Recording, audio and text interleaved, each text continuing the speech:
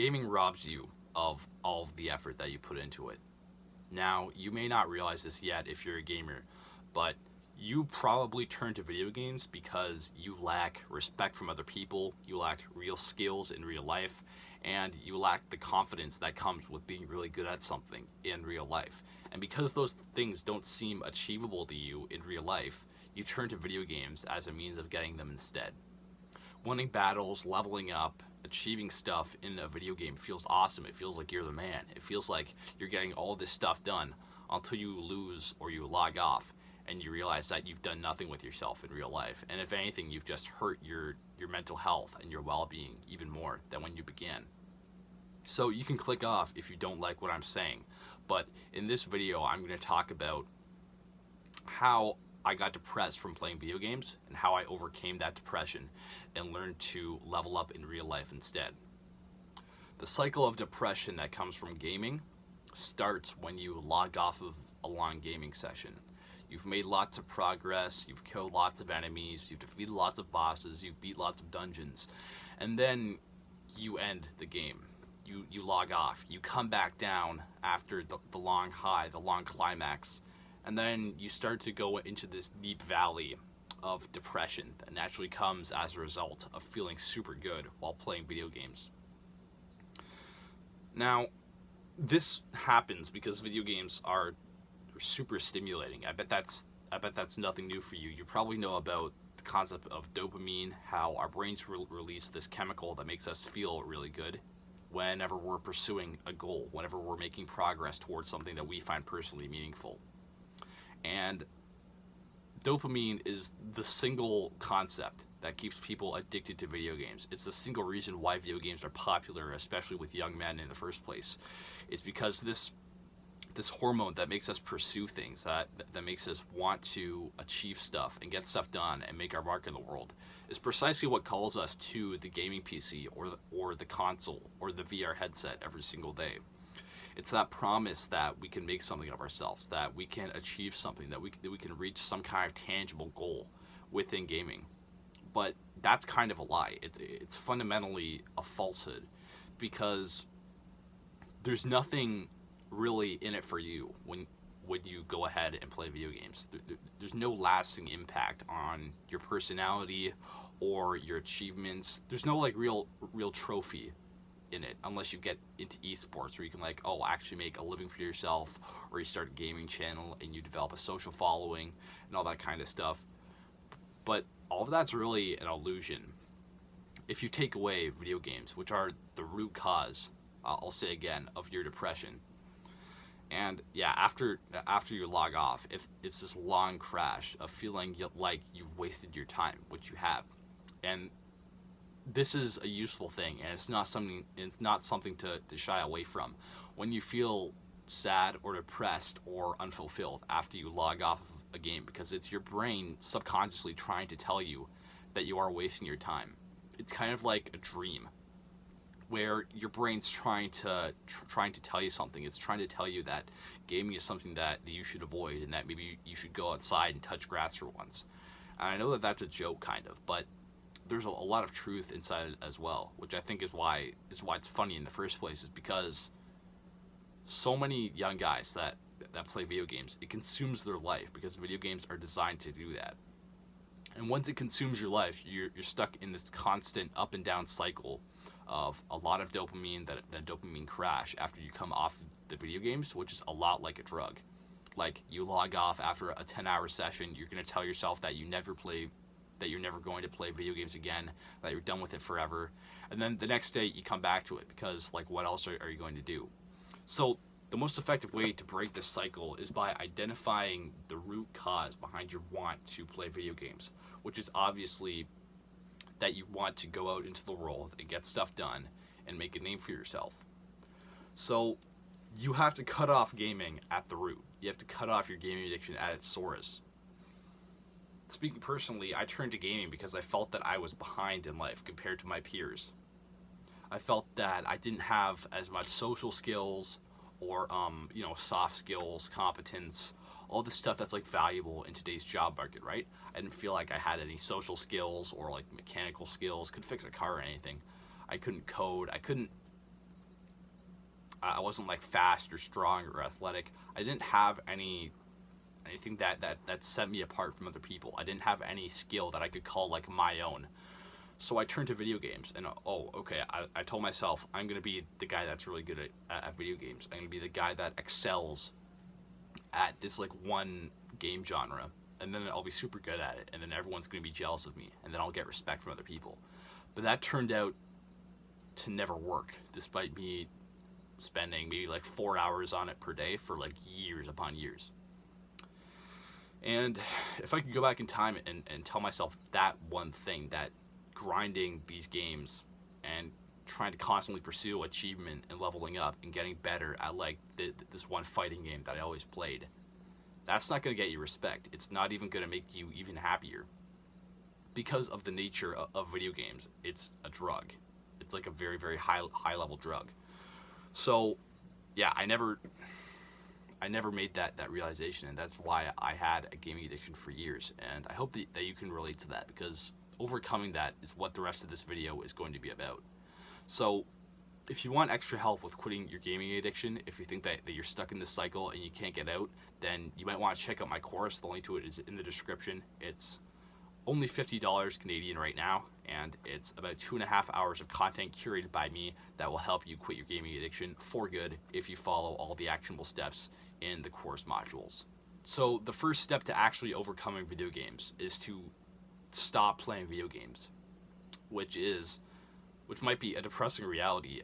And I'm not saying that you have to quit video games forever. I'm not saying that you have to just delete all of your save files and just like swear off of video games forever and just kind of like cower in terror if someone ever mentions video games around you.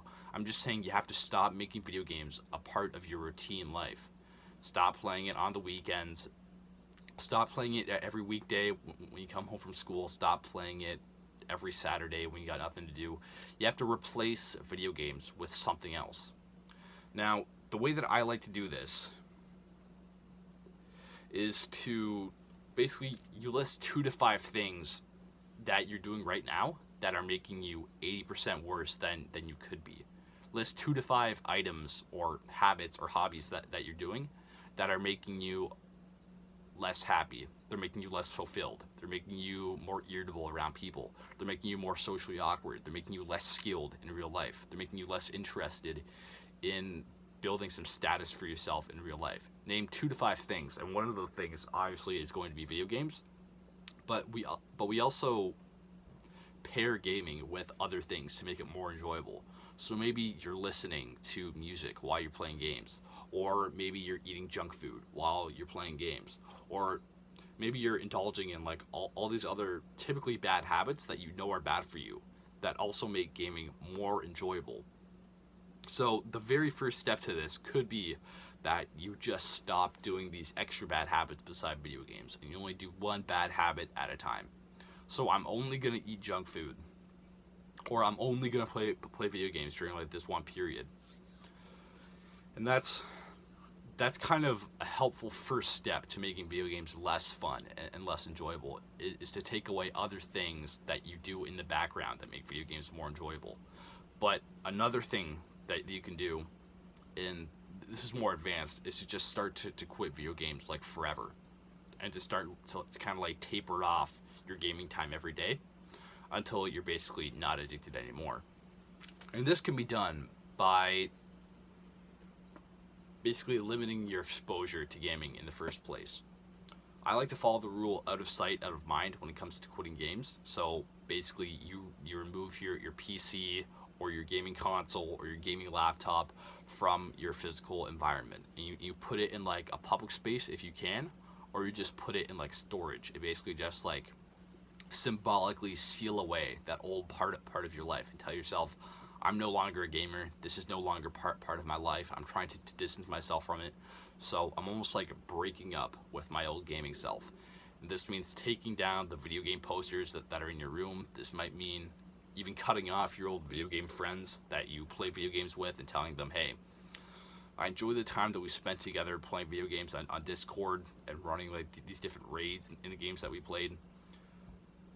But I've realized that it's time to move on. And you don't have to go super deep into it of why, you realize that video games are wasting your life, and you're better to just move on from that chapter of your life and become someone that you can be proud of.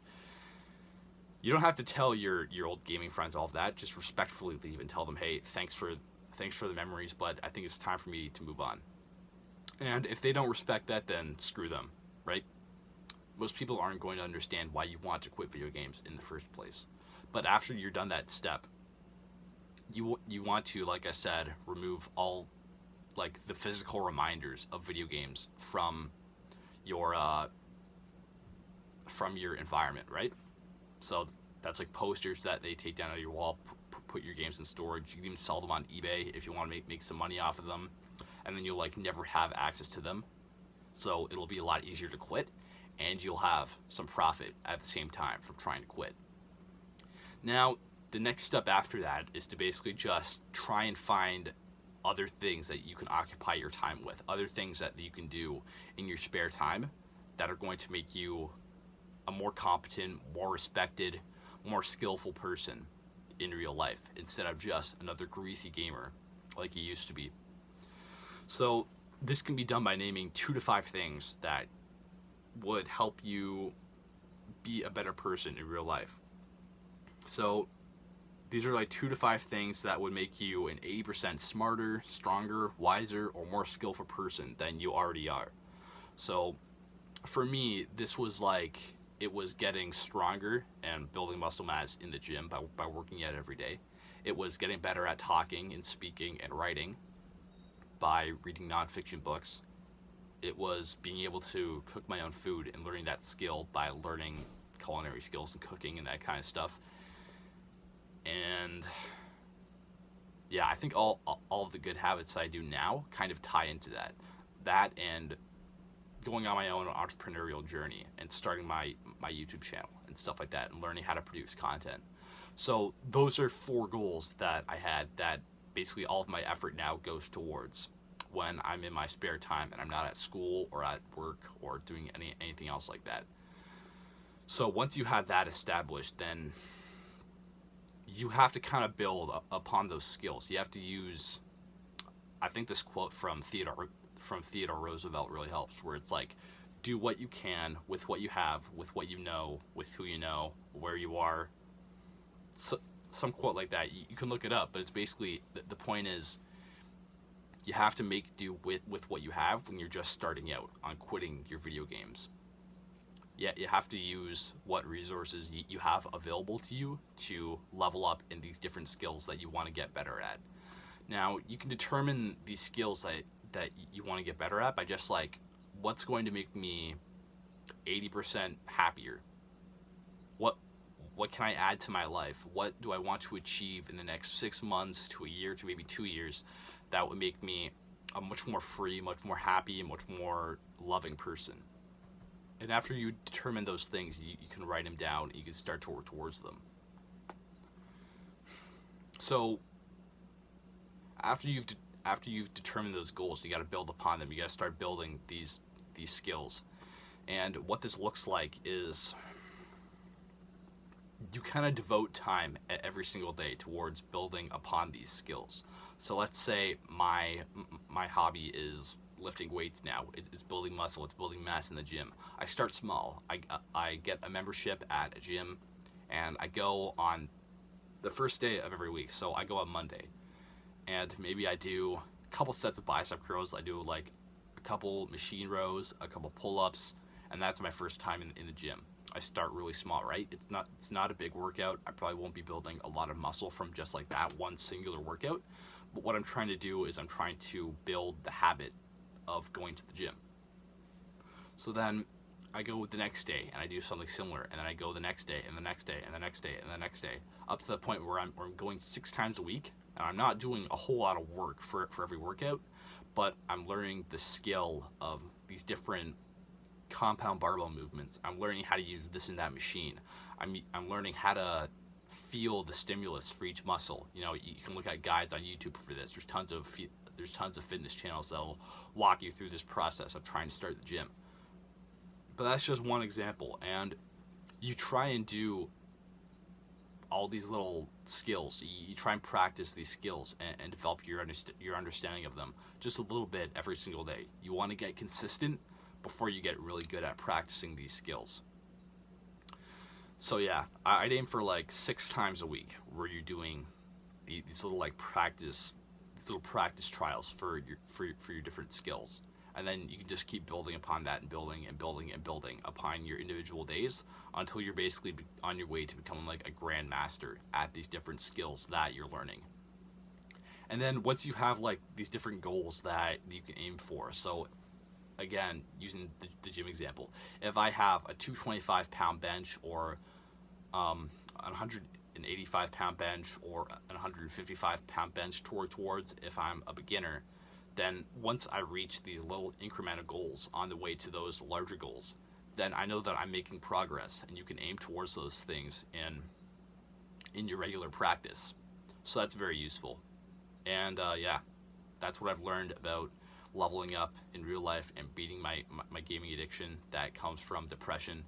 And check out the next video. That'll be linked somewhere around here next up. I'll see ya.